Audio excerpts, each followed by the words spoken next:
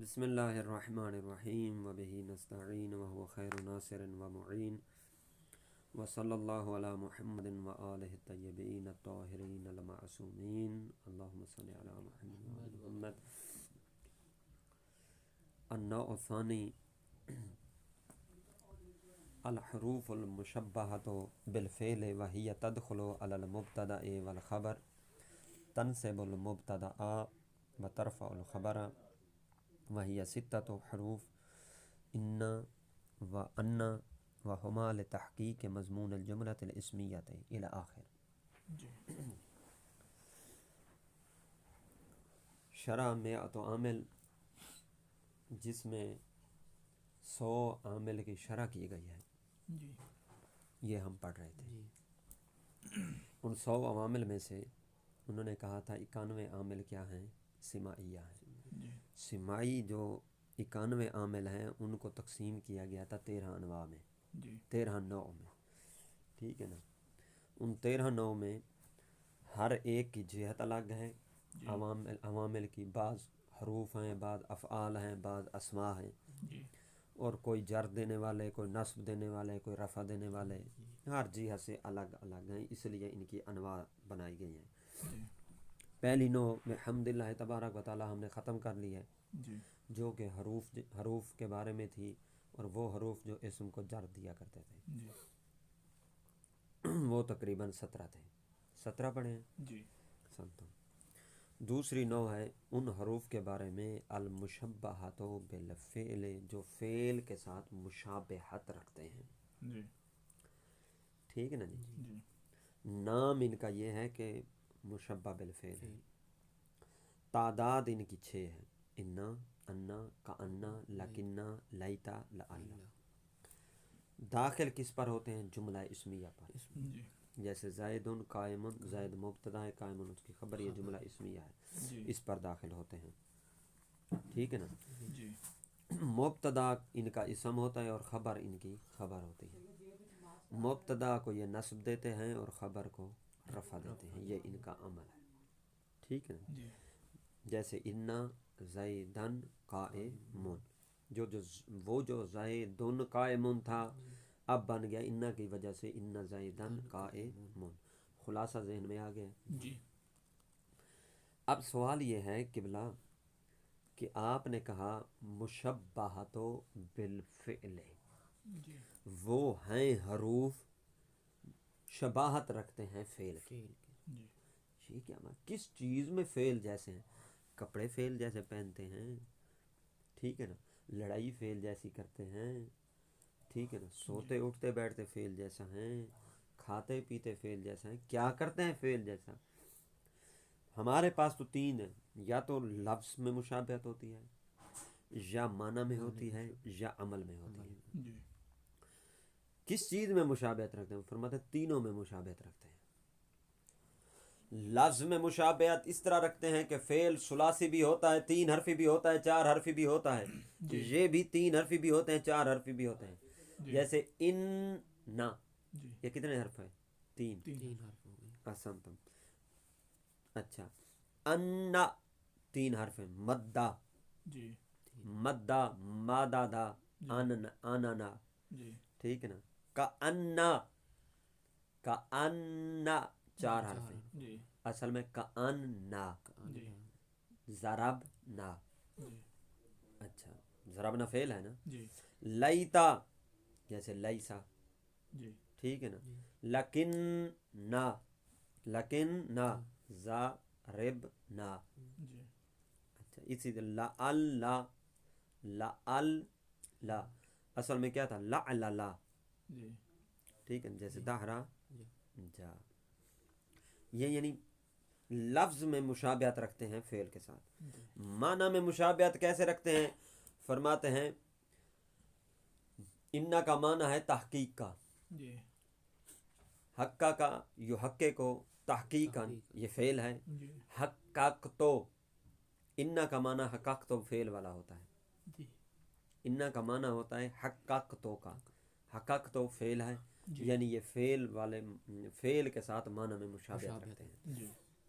کأنا کا معنی ہوتا ہے شباہتوں کے والا، جیسے شبہ تو فعل ماضی ہے، واحد متکلم کا صیغہ ہے، کا انا کا معنی وہی ہوتا ہے شبہ تو، لکنہ کا معنی استدرک تو، لیتا کا معنی تمنائی تو، لعلہ کا معنی ترجائی تو، ٹھیک ہے نا۔ عمل میں کیسے مشابہت ہوتی ہے؟ عمل فعل کیا کرتا ہے؟ فعل فاعل اور مفعول کو چاہتا ہے، فاعل کو کیا دیتا ہے؟ رفع دیتا ہے، مفعول کو نصب دیتا ہے، تو فعل کا کام ہے رفع اور نصب دینا، توجہ کرنی ہے، یہ عمل میں مشابہت، فعل کا کام ہے رفع اور نصب دینا، اور یہ حروف جو ہیں یہ بھی یہی کام کرتے ہیں، یہ رفع بھی دیتے ہیں اور نصب بھی دیتے ہیں، تو لفظاً بھی مشابہ بالفعل، معنن بھی اور عملاً بھی، واضح؟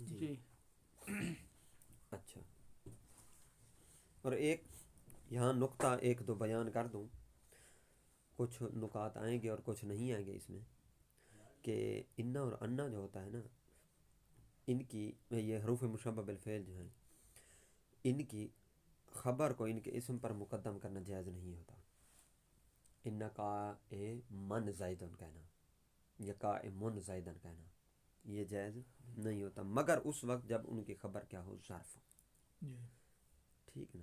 اگر ان کی خبر ظرف ہو تو پھر مثال کے طور پر ان زیدن فی الدار، تحقیق زید دار میں، زید اس کا کیا ہے؟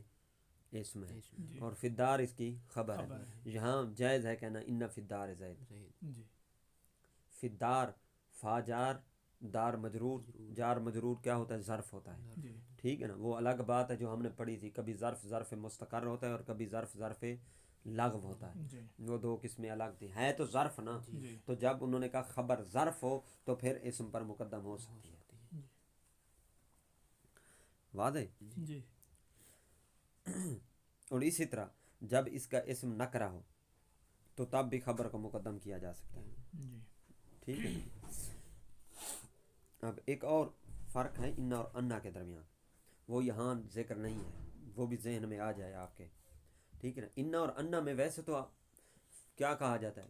بہت سارے موارد ہیں کہ جہاں انا پڑھا جاتا ہے اور ایک یہاں انا پڑھا جاتا ہے، لیکن ایک فنی فرق ہے، وہ یہ بہت اہم ہے، یہ انا جو ہے یہ جملہ کو اس کے معنی پر برقرار رکھتے ہوئے اس میں تحقیق کا معنی پیدا کرتا ہے، جس جملہ پر داخل ہوتا ہے نا اس کو اسی کے معنی پر برقرار رکھتا ہے اور اس میں بس تحقیق کا معنی پیدا کر دیتا ہے، مثلا زید قائم، زید کھڑا ہے، جیسے انا آیا تحقیق زید کھڑا ہے، ٹھیک ہے نا۔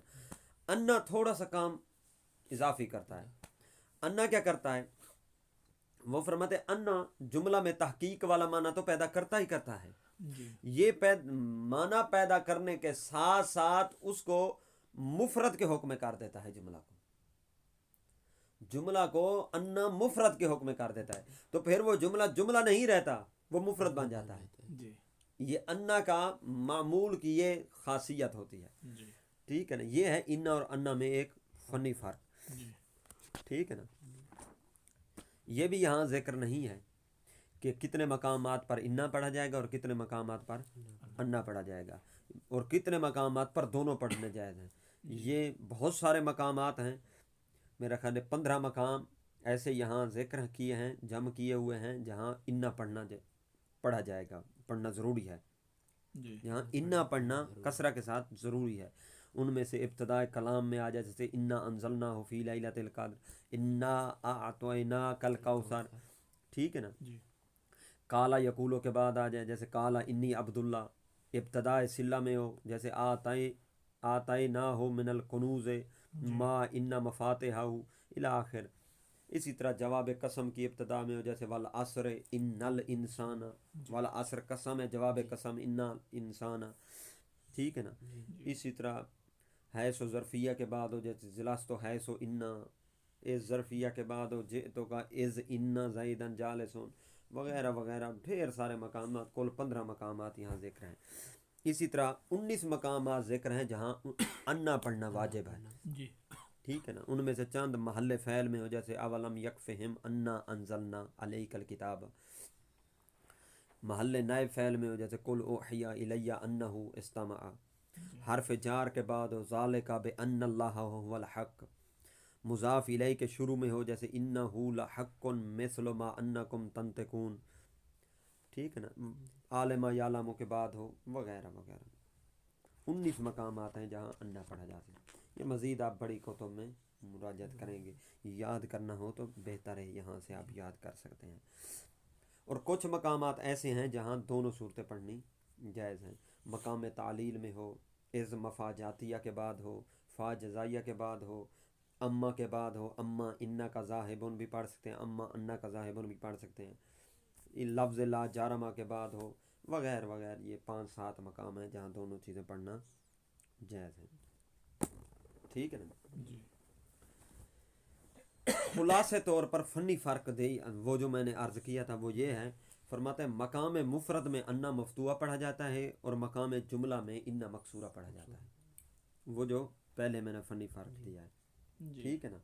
جہاں مفرد اور جملہ دونوں جائز ہو، تعویل دونوں کی جائز ہو، وہاں انا اور انا دونوں جائز ہوتے ہیں. ٹھیک ہے نا. یہ تھوڑی سی انا اور انا کے بارے میں کیل و کال تھی. اب شروع کرتے ہیں، ٹائم زیادہ ہو گیا. الحروف المشبہۃ بالفعل وہی تدخل علی المبتدا والخبر تنصب المبتدا و ترفع الخبر. دوسری نوع ان حروف کے بارے میں ہے جو فعل کے ساتھ مشابہت رکھتے ہیں، وجہ سے بیان ہو چکی ہے. وہی تدخل علی المبتدا والخبر، ان کا عمل یہ ہوتا ہے کہ یہ مبتدا اور خبر پر داخل ہوتے ہیں. تنصب المبتدا، مبتدا کو نصب اور خبر کو رفع دیتے ہیں. وہی ستۃ حروف، یہ کتنے حروف ہوتے ہیں؟ 6. ان میں سے پہلے 2 ہیں انا اور انا، ہما لتحقیق مضمون الجملۃ الاسمیۃ، یہ جملہ اسمیہ کے مضمون کی تحقیق کے لیے آتے ہیں. جیسے پہلے تھا زیدن قائم، اب کیا بن گیا؟ ان زیدن قائم، تحقیق زید کھڑا ہے. ٹھیک ہے نا جی. مثلا آئے حقق تو قیام زید، میں نے تحقیق کی زید کے قیام کی. اچھا. وبالغنی انا زیدن منطلقون، مجھ پر خبر پہنچی کہ زید کیا ہے؟ چلنے والا ہے. اے بالغنی ثبوت و انطلاق زید. اچھا. وکأن، دوسرا کیا ہے؟ کأن ہے. کأن کس کے لیے تھا؟ وہی التشبیہ، یہ تشبیہ کے لیے آتا ہے جی، یعنی مشابہت. جیسے کأن زیدن اسدن، زید مشابہ ہے کس کے؟ اسد کے، یعنی زید اسد کی طرح ہے. تشبیہ مشبہ بھی آپ پڑھا ہوگا یا پڑھیں گے، وہ پڑھیں، کیا نام ہے، پڑھیں گے آپ مختصر المعانی یا جواہر البلاغہ، یہ ساری مشبہ بہی کی باتیں ادھر آئیں گی. ٹھیک ہے نا جی. کأن زیدن اسدن، زید شیر کی طرح ہے. اور ایک اور بھی ہے، یہ ہوتا ہے جب کأن کی خبر جامد ہو تو یہ تشبیہ کے معنی میں تھے. ہمیشہ یہ کأن تشبیہ کے معنی میں نہیں آتا، یہ یاد رکھیے گا. جب کأن کی خبر جامد ہو، وہ اسم کی 2 قسمیں، جامد اور مشتق. جامد ہو اس کی خبر تو تشبیہ کے معنی میں آتا ہے. اگر کأن کی خبر مشتق ہو تو یہ زن کا معنی دیتا ہے. یہ ذہن میں رکھیے گا. جیسے کأن زیدن قائمن، اے زننت زیدن قائمن، یہاں قائم خبر ہے اور قائم مشتق ہے یا جامد ہے؟ مشتق ہے. قام یقوم، قائم تقوم، قم قما، یہ مشتق ہے. تو جب کأن کی خبر مشتق ہو تو یہ زننتو کا معنی دیتا ہے، اور جب اس کی خبر جامد ہو تو تشبیہ کا معنی دیتا ہے. اگلا کیا ہے؟ ولکنہ. لکنہ کس کے لیے آتا ہے؟ استدراک کے لیے آتا ہے. وہی الاستدراک اے لدفع التوہم الناشئ من الکلام السابق، یہ اس وہم کے دفع کرنے کے لیے آتا ہے جو وہم کلام سابق سے پیدا ہوا ہو. ٹھیک ہے نا. اچھا. ولہذا لا تقع الا بین الجملتین اللتین تکونان متغایرتین بالمفہوم، لہذا یہ لکنہ جو ہے واقع نہیں ہوتا مگر بین الجملتین، 2 جملوں کے درمیان واقع ہوتا ہے. کون سے 2 جملے؟ اللتین تکونان متغایرتین بالمفہوم، جو دونوں جملے مفہوماً ایک دوسرے سے کیا رکھتے ہیں؟ تغایر رکھتے ہیں، جدا جدا ہوتے ہیں. ٹھیک ہے نا جی. تو یہ دونوں کس کے درمیان آتا ہے؟ 2 جملوں کے درمیان آتا ہے. اس سے پہلے جو جملہ ہوتا ہے وہ وہم پیدا کرنے والا ہوتا ہے. ٹھیک ہے نا. اس اور اس کے بعد والا جملہ ہوتا ہے اس وہم کو دفع کرنے والا ہوتا ہے. اچھا.